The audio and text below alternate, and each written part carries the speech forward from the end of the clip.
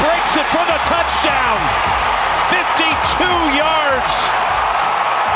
Unbelievable. Josh Allen. Hello and welcome aboard the Paul Gallant Show on this Tuesday, January 16th of 2024. That was essentially the clincher last night for the Buffalo Bills in a 31-17 victory over the Pittsburgh Steelers. That win by Buffalo means that Saturday at 3:30, your beloved Houston Texans, our beloved Houston Texans, will kick off the biggest game of the season and hopefully the best day of their lives against the Baltimore Ravens. Lamar Jackson, the 1 seed, the likely MVP. It was an interesting game to watch. I really love seeing football in the elements. I'm not soft, as you heard on the radio show yesterday or on my live stream last night. I'm all about that cold weather. I mean, I walked to work today, 1.1 miles. I'm wearing a bitchin' ski suit right now, cute little Texans hat. I'm ready to rock. I'm ready to take on this cold weather. I think that the temperature is projected to be between 19 and 23 in Baltimore when things kick off at 3:30 Central. The line opened with the Ravens 9.5-point favorites. That line, mybookie.ag, promo code BET975, has moved to 9. Where are we at vibes-wise on the most interactive sports talk show in Houston going into this rematch of a Week 1 game where the Texans got their doors blown off, at least on the scoreboard, 25-9? Well, here's where I'm at. I feel quite confident that the last game between the Texans and Ravens does not matter. It was a long time ago. And while Baltimore has shown over the last 6 games that they tried, they won all 6 of them, including a blowout victory over the Dolphins, a blowout victory with 4 interceptions of Brock Purdy over the Niners, a blowout victory over the Ravens. Even with all of those games, I don't think that Baltimore has transformed and improved as much as Houston has over the course of this year. That's not to say that Houston has caught up to the Ravens. I'm just saying that the Texans have changed so damn much since that Week 1 game. Yesterday, at his Monday press conference, Houston Texans head coach DeMeco Ryans basically said the same thing. This is a completely different team than the one that you guys saw Week 1 and probably didn't even watch the whole game of because you were thinking, same old Texans. Man, you talk about drastic improvements. Our first game going against Baltimore, man, tough place to play, right? Rookie quarterback, right? New team, new start going out to Baltimore. You look up, I remember going in at halftime and like, man, we were right there, right? Going against a really tough team. We were right there, really tight game. And it kind of, they took it away in the second half. But, from there to where we are now, we've definitely grown. Completely different team, right? They're a completely different team. They're trying to figure out, who they would be offensively with the new coordinator. But they've done an outstanding job. Baltimore, with their defense, I think they've been probably the most consistent defense throughout the entire year. And we've grown. Their offense have grown. They've done a really great job. So it'll be a tough matchup. We'll talk about that Ravens defense in just a moment, but you heard it from DeMeco there, some of the changes that the Texans have gone through over the course of this year. CJ Stroud has 16 games of experience under his belt, including a playoff victory against what was thought to be an elite defense, the Cleveland Browns defense. The offensive line that game was an absolute mess. They didn't have Titus Howard. They still don't have Titus Howard. They didn't have Scott Quessenberry. They didn't have Kenyon Green. Now, Is that a real loss? No. But they also did not have Juice Scruggs. And in this game, if you remember, they lost to George Fant to an injury. Fant leaves the game. Michael Dieter comes in at right tackle, immediately allows a strip sack that basically iced the game for Baltimore. A game that was surprisingly close to that point because the Houston Texans defense, for whatever reason, did a pretty good job of keeping Lamar Jackson in check. If you take a look at Lamar Jackson's numbers over the course of the year, a guy who's probably going to be the MVP of the NFL. He was just 17 of 22 for 169 yards. He was sacked 4 times. He also threw an interception, 6 carries for just 38 yards. He's their leading rusher.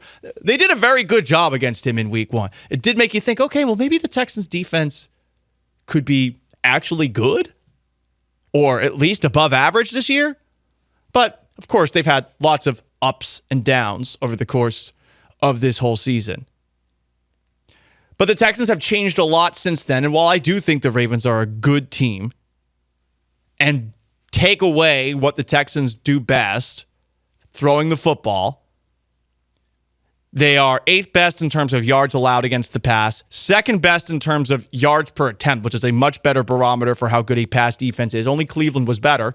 5th in completion percentage allowed. 1st in sacks. They have 60. Texans just set a franchise record for sacks in the season with 46. The Ravens had 60. That's like that's like David Carr, circa 2002. That's what happened to him. Maybe it was 70. And it was in 16 games. So Sean Mapes, it was pretty bad for what happened to David Carr. But the Ravens pass rush is pretty fearsome. And obviously it sacked C.J. Stroud 5 times in week 1. Yeah, whenever you turn every quarterback you play into David Carr, it's never quite, or it is a good thing for the defense. It's never quite a good thing for those quarterbacks. Right. But I think it was like 73 in 16 games. It was like an absurd amount. Yeah. Did Sam Howell ever break it? Because remember he was on pace for like 90 in like August or October. I think we would have heard had he actually broken it. Yeah. And honestly, for all we know, I don't even know what was happening in Washington over the course of the past year. There was no reason to pay attention to a single thing going on there except for when is Ron Rivera getting canned, and guess what? He's canned, so there's no reason to focus on them again unless they somehow pull off an upset and hire Bill Belichick. But to bring it back a little bit north to the Baltimore Ravens, theoretically, you can run against them. They're 14th against the run, 24th in yards per attempt. But the big difference maker for them in a cold weather game is that Lamar Jackson can run. And I think you saw it in the AFC and the other games over this weekend. The Chiefs won partly because Patrick Mahomes had 2 big scrambles for 41 yards. And you heard it coming into this segment. Josh Allen had a really good game. I think he had 8 carries for 72 yards running the football. He has that 52-yard touchdown as well. When the weather sucks, hard for receivers to catch, hard to throw the football, if you got a guy like this, it could be the difference. So, as we get closer and closer to Saturday's game, maybe I actually will talk myself into picking the Houston Texans. But, vibes-wise, here's where I'm at. Number 1, the first game this year does not matter. Number 2, the Texans will cover the 9-point line. MyBookie.ag, promo code BET975. I don't know if that means win, but I do think at the very least it's going to be a respectable outing in the frigid cold of Baltimore. Sean Mapes, vibes-wise, where you at, dog?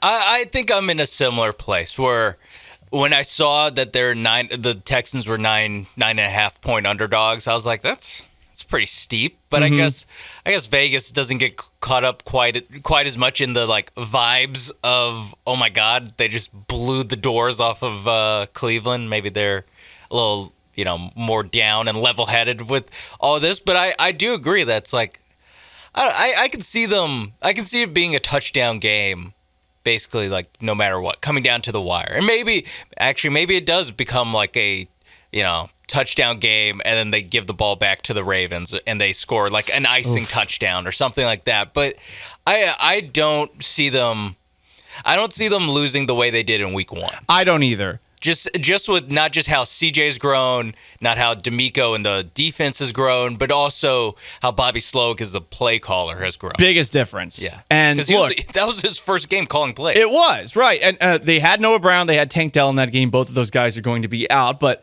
I look at it from this perspective. The Texans offense looked lost at times in that game. And Stroud did some special things visually. If you watched it, you're like, oh, wow, he's a rookie, and he did that. But every quarterback that makes it to the NFL is capable of doing that a couple of times a game. Where he's at right now is at a totally different level. And I think if you're picking between Lamar Jackson and CJ Stroud for a last-minute touchdown drive, who do you want under center? You're probably picking Stroud. So if it does end up being a last score wins it kind of game, you do like your chances. But you're going to have to keep Lamar Jackson in check. And I'm not sure what his status is, but I do know that he has been designated for return. If Mark Andrews, Ravens tight end, arguably the second best tight end in the NFL behind Travis Kelce, if he's back for this game and you saw what the Texans didn't do against Browns tight ends. It was hard to see him because the tight ends were so open. Right, Sean. It was pretty easy for Browns tight ends. So if he's back for this game, I might be feeling a little bit different vibes-wise. But right now, I just think they've come so far since that week 1 game, and I think they're going to cover at the very least. It's fun playing in the cold weather games, and you kind of block out all of, how bad it's going to hurt or it doesn't matter, man.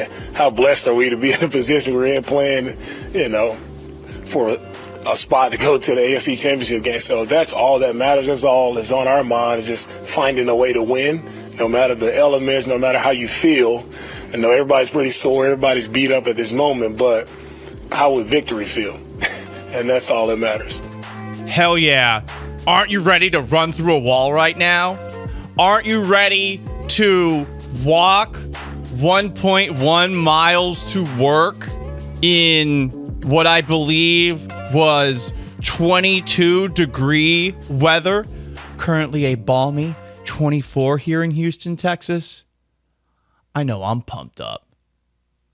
But I'm also very warm. For those who don't know, I walked to work today in a ski suit, and I guess I underestimated just how warm the ski suit is. I'm sweating my balls off right now. Also, you walk, so you're moving, your muscles are moving. That's true. Power walked it a bit there, Sean. Yeah.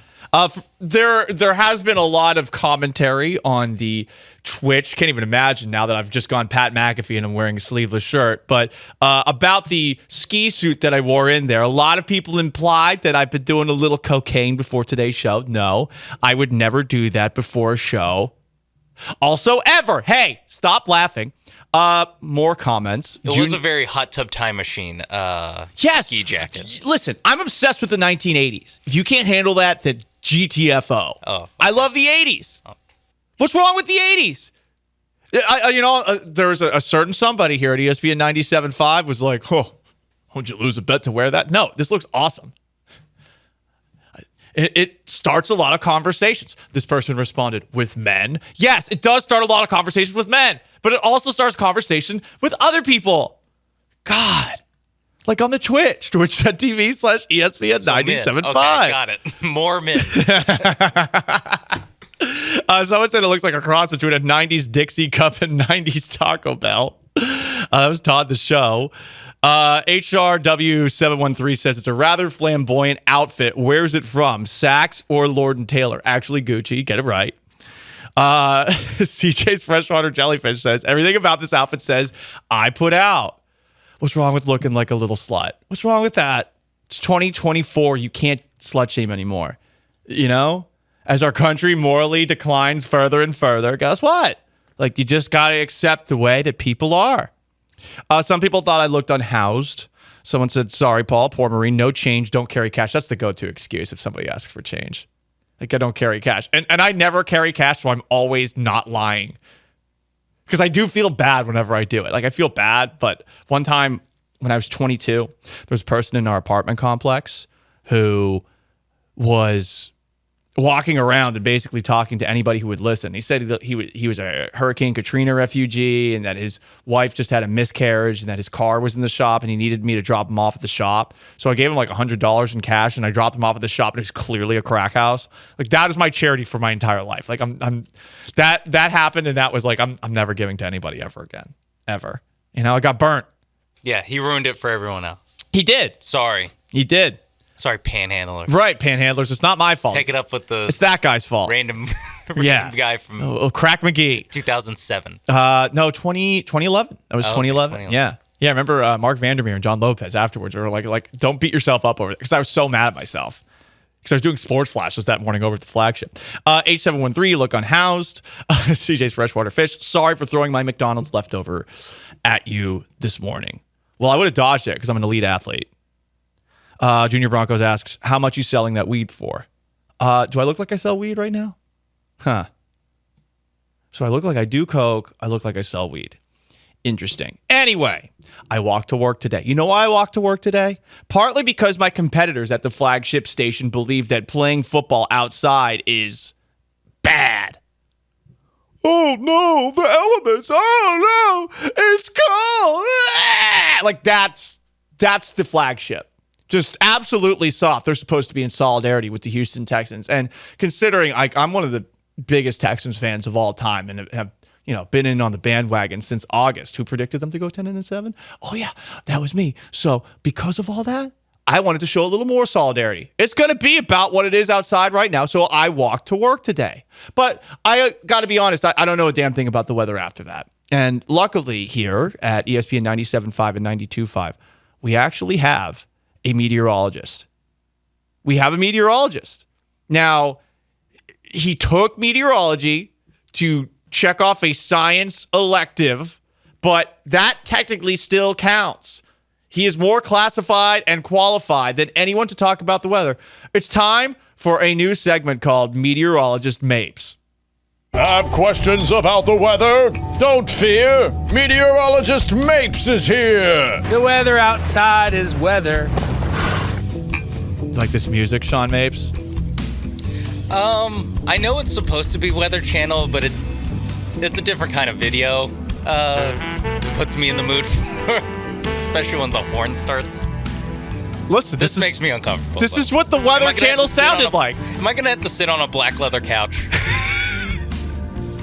I have no comment on that matter. But this is what they played on the Weather Channel back in the 90s, Sean. I know you're young. They were playing softcore on the Weather Essentially, Channel yes. in the 90s. They were. It's weird. My dad used to put the Weather Channel on to torture me and play this music just to annoy me until I could no longer hold it in anymore. But yeah, this is the music. And Sean, so what's going on in Baltimore on Saturday, huh? So first, I should tell you what's happening on Friday, because that's really what sets the table. And remember, this is still a long way away. So all this is what it looks like at the moment.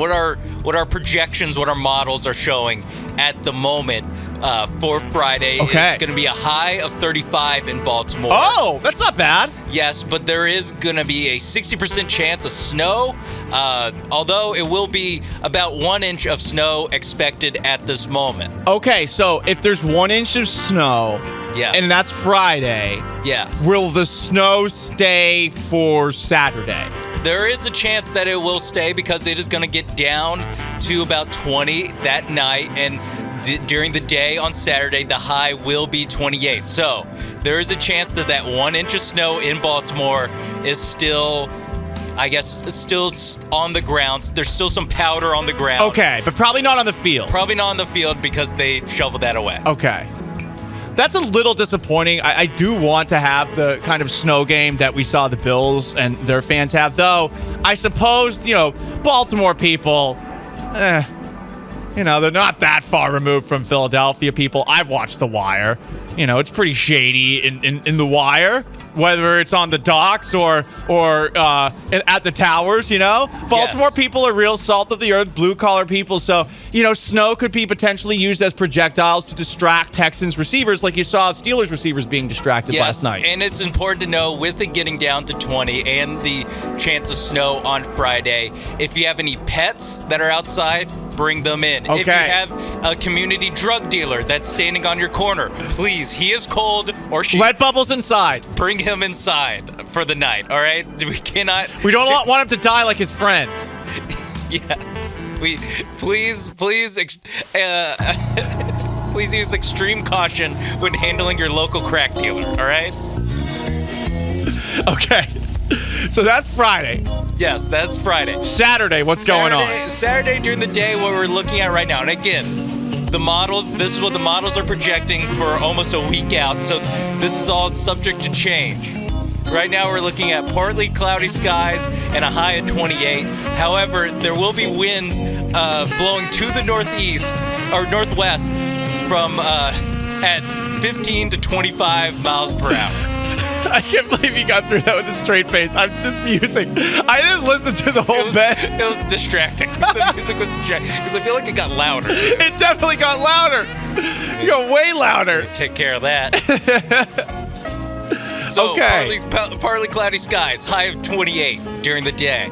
Winds northwest from 15 to 25 miles per hour. So, Whoa, that's pretty windy. yes, it is going to be pretty windy. We're going to need CJ Stroud to really throw a tight spiral. Yeah. What, on Saturday? How will this affect the kicking game? You know, Kaimi Fairbairn? It's going to affect it. The little flags on the top of the flagpole on the uprights. They're going to be blowing pretty hard.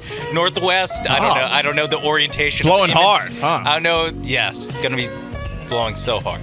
The kicking might suck. Although there will be two good kickers out on that field between Justin Tucker and Kaimi Fairbairn. So, Okay. if there's any two kickers you'd want to brave That's these true. elements, These are the two of the best kickers in the NFL. two of the best. All right.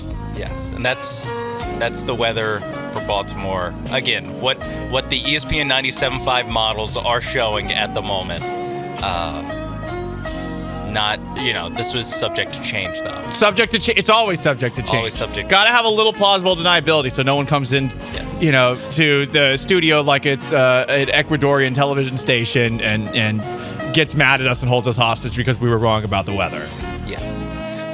For some reason, our models don't have a humidity percentage for Friday, but they do have it for Saturday. Is you know what they say about the dry cold, right? Like, Yes. It's colder, Yes. I think. 58% humidity on Saturday.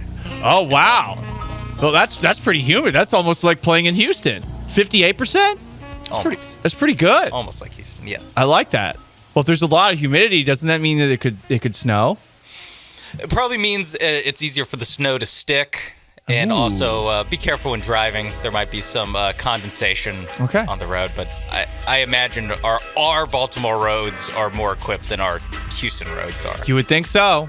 I'd imagine. I saw some people driving on the roads today. No one driving crazy as I was walking down the street. I'm very curious as to what they were thinking seeing me walk down the street. I was like holding a selfie stick and recording a video of myself. I'll post a video a little bit later. Oh yeah, I made some comments along the way. Okay. Basically, I was just talking like a hardo the whole time. So, yeah, I'm built different. I'm an all-district safety. I'm imagining you with the little ski stick in one hand, the selfie stick in the other. Hell yeah, dude. Even though there's no snow on the ground. It was like there was snow though because of the weather. The weather outside is weather. The weather outside is weather.